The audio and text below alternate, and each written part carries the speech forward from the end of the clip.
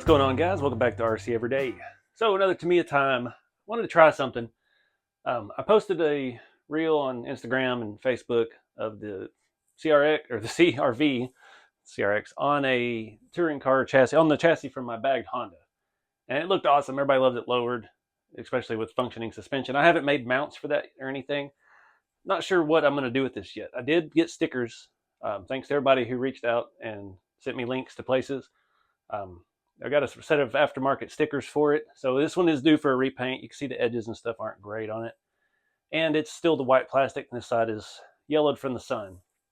But in the meantime, I bought another Amigo, and you see it needs paint as well. It was a pretty decent paint job, but somebody put stickers on it, and it took the paint off with it in the process. But I wanted to do something. Somebody shared a picture of their CRV, their Tamiya one, with the lowrider kit on it. So if you're not familiar with these, the Zuzumu or Amigo or the Frontera, depending on where you're from, these came as two versions. You got a lowrider version, Type X, I think is what they called it, or you got a version with tires. And it came with the like the BFG tires on a 1.9 wheel, and the rest of them only came with the off-road tires. This one was kind of special because these are a smaller tire. Most of them came with a standard 1.9. Like the BFG that's on the F-150 or the Pajero or the Jeep Wrangler, stuff like that. So the CRV came with these little smaller all-terrain tires.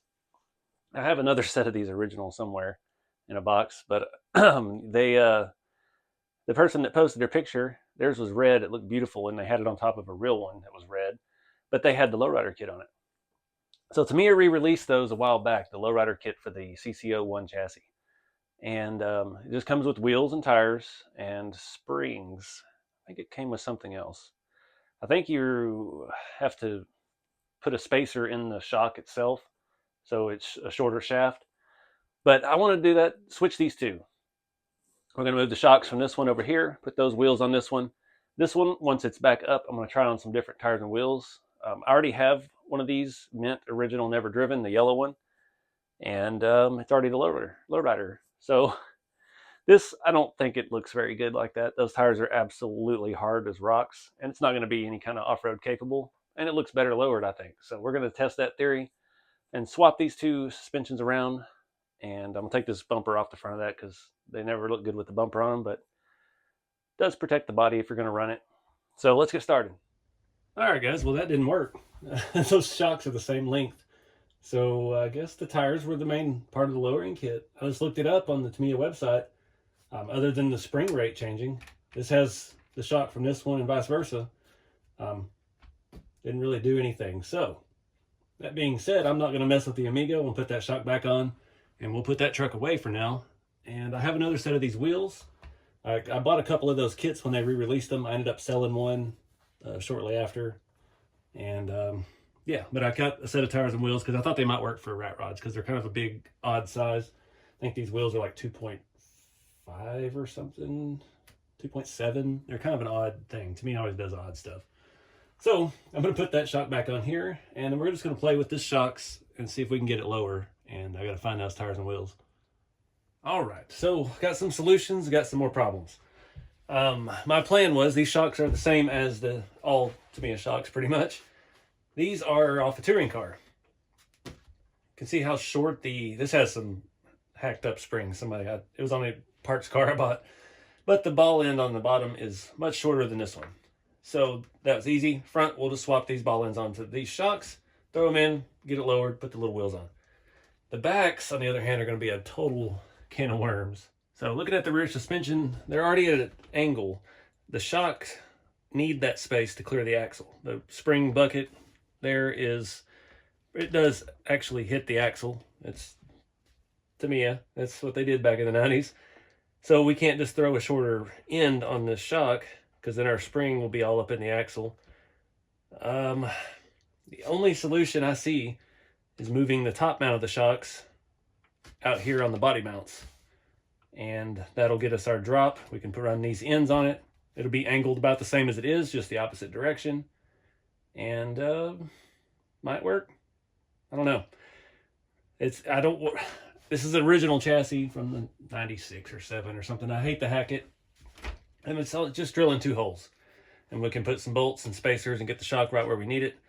I'm not cutting into the tub of the chassis. I mean, they're not expensive. You can still get these. They've remade enough CC01s with Lexan bodies over the last 15, 20 years. Chassis are not that hard to find. These little brackets, I think I actually have some extras of these anyway. So, yeah, let's do it.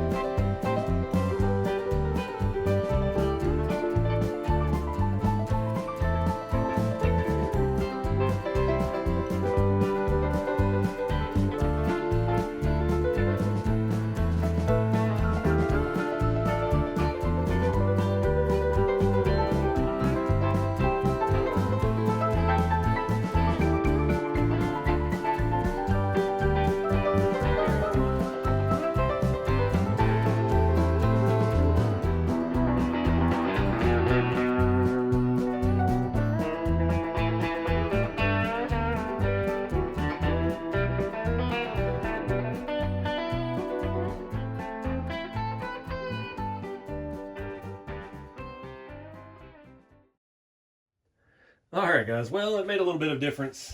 Not as much as I was hoping. It really can't do much more, honestly. This chassis is what it is. It's designed for what it's designed for. Funny story, the front suspension on this is the same as a TA02. If you're looking for new arms or shocks or aftermarket stuff, aluminum stuff, the TA02 front arms, upper and lower, the spindle, the knuckle, bearings, the axle shafts, it's the same. Tamiya likes to recycle. I think the tire and wheel fits the look of the car with the period correct graphics and stuff, but it's still not what I'm after. So I don't know what's to become of this. I think it does look better this way. The back, I'll show you what I did on the back. I ended up going a different route. So there's really not a whole lot of room for travel down here. We've got about it. These lower 4-link arms, this has an actual 4-link, but all the arms are plastic. And they're like a very nylon plastic. So it's giving more from the shock mount than it is actually making the shocks compress. It's just how this chassis wasn't the best at anything it did. But I just drilled some holes here. The mounts are the same from side to side. One mounts with the screw here, one mounts with the screw further forward, and they're offset. The shocks end up in the same place. So if it looks funny why one screw's closer to the center, one screw over here is out, it's because the upper bracket's the same. Again, Tamiya stuff, that's what they do. They like to recycle parts that save them from making a whole entire another part. The biggest issue with this, I mean, this is about as low as we can get. We have maybe a 1/4 inch suspension travel. there's so much stuff hanging down underneath this chassis. You can see the front steps down extensively, and then the rear arms are just massive, giant square ends that just catch everything on the trail. Not the best lowrider, but works out pretty good. And I did drive my other Amigo with this lowered suspension, and it does have different springs on it. I opted just to keep these springs the way they were, and it did handle phenomenally. It is a 4-wheel drive chassis, and it was fun. It was fast enough with the stock can motor, and those tires on that one were pretty brittle and old, and it drifted nicely and scale-like. So take it for what it is. I know back in the day we didn't have a whole lot of RC crawlers on the market. I've done things to these CC01s that nobody should ever do. I've actually had the servo mounts back here on them. It's terrible design. And you have this giant link, and there's just a tremendous amount of slop in it. So I've actually cut one up, put a servo in the front, had a direct link, and it just never worked right. I had horrendous bump steer. As soon as you try to make a crawler out of it, and then the tires would do that when you're flexing, and it was just bad. All around bad. So there are other ways to lower these. I mean, if we didn't go with these wide tires, we could change the body mounts. So this body mount back here, I mean, if you put a 1.9 tire on here, you could probably body drop it. Flip these up to the upside down, that would drop it tremendously. Your front body mount, you could just easily throw some spacers and longer screws and move that to whatever height that you wanted. But for now, I'm just going to leave it like this. Since this is such a valuable truck, and there's just so few of them out there, I don't want to hack it. So anything we do, I'm not going to modify this chassis. We'll just use a TA01 or TA02 and go from there. But I don't have any more of those air ride kits. And like I showed you, I put this on that FF01. These did come in front wheel drive as like the standard trim. All wheel drive was an option. So either way it would work. But I don't know. We need to explore some different tire and wheel options. But like I said, this one is in line for a repaint. We've got to strip it all down. All these edges it's going to be a lot of pin work, but we can do it. But like I said, I got new stickers for it. So won't be too big a deal. We just got to figure out what color, what fun 90s Honda CR-V color that we can find. So that's going to wrap it up for this. This was kind of a different Tamiya time. We actually did some wrenching. Don't do that a whole lot most of the time. It's just kit preservation and history.